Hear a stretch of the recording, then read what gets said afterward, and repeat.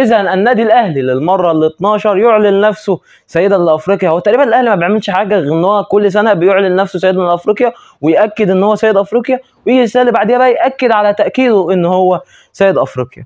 قبل ما نبدا في اي حاجه ما تنساش حط لايك، اشترك في القناه، فعل زر الجرس عشان يوصلك اي فيديو بننزله، وتعالى بينا ناخدك او اخدك انا بس في رحله لتتويج الاهلي بالثانيه 10 وال 13 اهلي. لو بدانا الماتش فهو الماتش احنا ايه داخلين سخنين، بس ايه عشان نتكلم كوره بقى. سيبك الاهلي جامد وكسب وكل ده جميل، بس خلينا نتكلم كوره الاول، نشوف احنا هنقول ايه وبعديها نحتفل ونعمل كل اللي انت عايزه. لو هنبدا فالاهلي بدا بسيناريو هو يعني كولر ما كانش يحلم بيه. كولر نازل باين قوي ان هو عايز يمسك كوره في الاول لحد ما يقدر ان هو يسجل جون. باين قوي ان كولر نازل في دماغه لا انا عايز اتقدم، اخد الافضليه، هتبقى مفيده ليا اكتر بكتير بدل ما افضل متقهقر ومتراجع لورا. لا فانا همسك وهلعب واحاول ان انا اجيب جون. بتجيلك كورنر في الدقيقه الثانيه ولا في الدقيقه الثالثه، بتطلع رامي ربيعه بيحطها براسه بتخبط في المدافع وبتخش جون.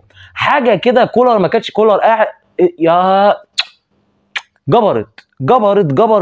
بعديها بتشوف ازاي ان الاهلي لسه برضه ما رجعش لورا. يعني هو الاهلي احنا جبنا جول في اول 5 دقائق، بس احنا لسه في 85 دقيقه، فاحنا محتاجين على الاقل نمسك كرة شويه ونستنى شويه، ما نرجعش من بدري قوي عشان ما نخليش الترجي يركب نفسيا علينا، خصوصا ان احنا في ارضنا. فلو الترجي خد ثقه علينا فهو ممكن جدا يسجل جول في اي لحظه قدامه 85 دقيقه. فالاهلي فضل متمركز زي ما هو، الاهلي فضل بيحاول بيضغط، بيحاول ان هو يخنق على الترجي قد ما يقدر، والاعتماد على امام عاشور اللي قدم شوط اول بالنسبه لي عظيم جدا. امام عاشور في الشوط الاول هو الوحيد اللي بيحولك من الدفاع للهجوم، هو الوحيد اللي بياخد الكرة ويقدر ان هو يعمل لك فروقات، الوحيد اللي عنده كرياتيفيتي في نص الملعب. انت عندك الاثنين التانيين سواء اكرم او مروان عطيه محدش فيهم بيتقدم، مطلوب منهم بس افتكاك الكرة في اسرع وقت، ان احنا الكرة ما تفضلش مع الفرقه المنافسه اكبر وقت، لازم ناخدها في اسرع وقت ممكن. وامام عاشور هو اللي تقريبا واجباته الدفاعيه مش كتير قوي، معدومه يمكن، بس هو كل اللي احنا عايزينه منه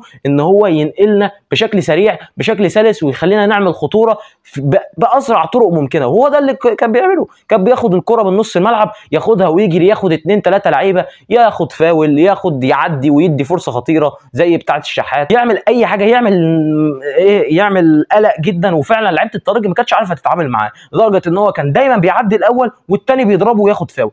امام عاشور وقع بتاع 3 4 مرات في الشوط الاول، مره منهم وقع على كتفه، وقع ربنا سترها اصلا، هو مسك كتفه لان ده الكتف اللي هو كان واقع عليه. غير كده برده الواد خده نص كده محترم، فهو كتر خير الدنيا ان هو طلع كويس. فالاهلي فضل كده لحد مثلا الدقيقه حاجه و30، الدقيقه 32 الاهلي لسه زي ما هو، لسه ماسك، لسه بيحاول يسجل الثاني. راح بقى فرص مش مؤكده قوي، بس على الاقل في فرص. حسين الشحات بالنسبه لي ده من اسوأ ماتشات حسين الشحات في تاريخه مع حسين الشحات. النهارده كان سيء جدا لابعد الوصف. انا مش فاهم حسين الشحات ازاي فضل مستني في الملعب 90 دقيقه، زي ما انا مش فاهم برضو امام عاشور من بعد الدقيقه 60 يا جماعه مش قادر. الواد خلاص شطب، جاب جاز، الواد واخد الملعب ورايح راجع من اول ماتش.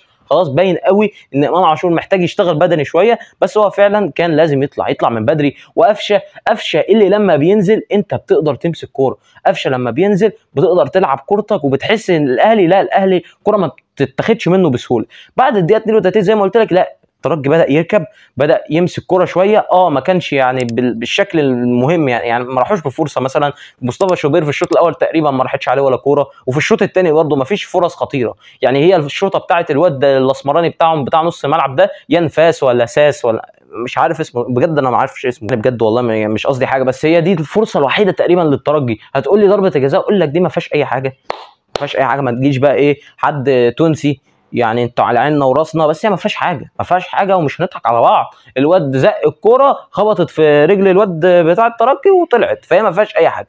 فالترجي كان بيحاول بشكل ما ان هو يعمل اي حاجه، بس لا ما فيش اي نوع من انواع الفرص الحقيقيه. محمد عبد المنعم النهارده اللي كان باين في الذهاب ان هم بيحاولوا يستغلوا حته ثقته الزياده، ودايما بيخلي الواد اللي هو اسمه رودريجو تقريبا او ومعاه واحد من نص ملعب، اول ما محمد عبد المنعم ياخد الكوره ويبقى عايز يطلع بيها لقدام دايما في واحد بيكبس عليها ياخدها منه. لا انت بتشوف النهارده ان محمد عبد المنعم محمد عبد المنعم هادي، والكره لما بتجيله بيسلم وما بيطولش فيها، وهو طول في كره واحده والحمد لله عدت على خير وما اتقطعتش منه. غير كده محمد عبد المنعم بالنسبه لي قدم ماتش عظيم جدا. رامي ربيعه كان ثابت ورايق وهادي.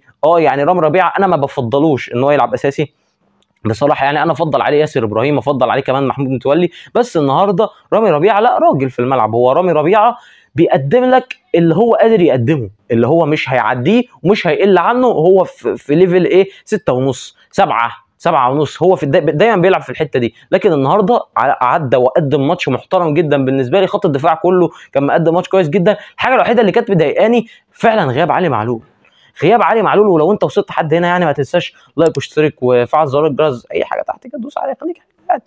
غياب علي معلول مؤثر جدا، مؤثر جدا. تحركات وسام ابو علي دايما تحس ان هو متعود ان هو بيقطع عشان ياخد الكره اللي هي بتلف دي من علي معلول، ياخدها ويروح بتاع. دايما تحركاته بالشكل ده، هو مش قادر يلنك خالص خالص مع كريم فؤاد. كريم فؤاد اللي هو لازم بيعدل على يمينه، ماهوش اشول، فطبيعي لما بيجي يرفع اوفر بيعدل على يمينه. ما رفعش اوفرات النهارده، ما تقدمش اصلا بشكل كبير. محمد هاني الناحيه الثانيه اللي بالنسبه لي محمد هاني يعني انا بقول كفايه، بس هو النهارده كان شغال. يعني محمد هاني النهارده ما ضايقنيش في الملعب، لا قدم ماتش كويس، ما كانش من اللعيبه اللي انت لا محمد هاني بالنسبه لي كان افريج، قدم ماتش ما غلطش بس ما قدمش زيادات هجوميه، ما عملش حاجه غلط. هو لعب ماتش كويس وماتش ما يضايقكش فيه في حاجه. يعني الخط الدفاع خط النص، فانا شايف ان مروان عطيه اكرم توفيق كان اعلى منه النهارده. مروان عطيه ما شفتهوش كتير. مروان عطيه عمل كذا كوره وقطع كذا كوره وبتاع، بس لا اكرم توفيق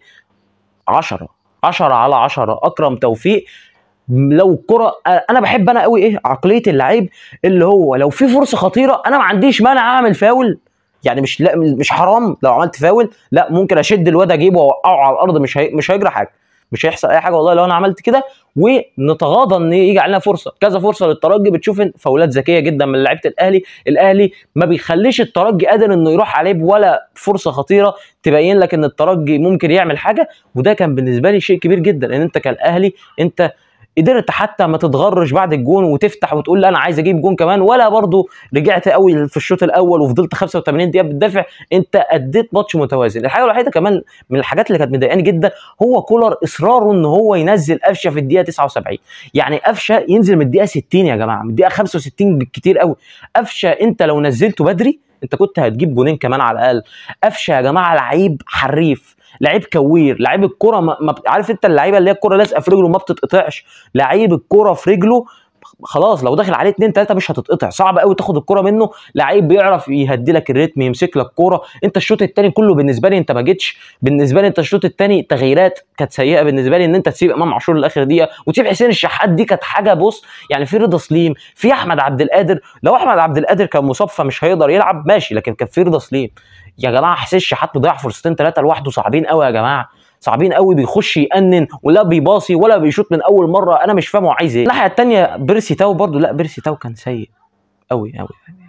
وخروج بيرسي تاو كان بالنسبه لي يعني كان لازم يخرج، بس استغربت ان هو نزل مكانه ديانج اللي كان باين ان هو لسه يعني مش كذا باصه اتقطعت، كذا كره مش قادر ان هو يتعامل معاه بشكل كويس. لكن ديانج ما كنتش اشوف ان هو ينزل. يعني بصراحه ما حسيتش ان ديانج اضاف قوي للاهلي. يعني انا كنت اشوف ان انت لو خرجت بيرسي تاو ونزلت مكانه جناح افضل هتقدم فرص وهتعمل حاجه احسن. يعني انت لعبت ان انت خلاص هو ده اللي انت عايزه، انت مقسم الماتش، انا هضغط في الاول عرفت اجيب جون فانا مش هرجع لورا قوي، بس بعد كده لما الشوط الاولاني يخلص لا انا هدافع ومش ده كان بالنسبه لي لا انت الترجي كان ممكن في كره يخطفك. الشوطه بتاعه الواد نمره 10 ده لو دخلت كنت هتتخطف ساعتها، انت الدقيقه 79 انت خلاص رحت يا معلم.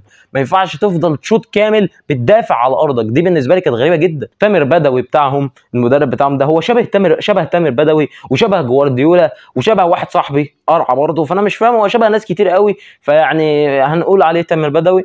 هو كان باين ان هو بينزل في لعيبه وخلاص. يعني انا ما شفتش لعيب نزل عمل الفارق في الترجي كان باين عليه انه متكتف جدا. الترجي ما كانش قادر ان هو يقدم كوره ولا يقدم اي حاجه الصراحه. النهارده الترجي لم يستحق الفوز، لم يستحق حتى التعادل. يعني بصراحه الترجي لا كان سيء بصراحه، والاهلي استحق الفوز على الشوط الاول اللي هو قدمه. الشوط الثاني فضل يدافع، بس يا باشا انت بتدافع، انت جبت جون، هو ده اللي انت عايزه، انت مش محتاج حاجه ثانيه. وهو ده فكر كويس، ان انت بدل ما تفتح ويدخل فيك جون وبتاع، لا انت ترجع لورا. كان عندي كذا مشكله، بس انت في الاخر قدرت ان انت تكسب. سيبك بقى من كل الكلام ده، كل الكلام ده طز فيه، مش مشكله يعني. المهم ان انت قدرت تكسب وتاخد البطوله، عشان الاهلي يعلن نفسه سيدا لافريقيا للمره ال 5000.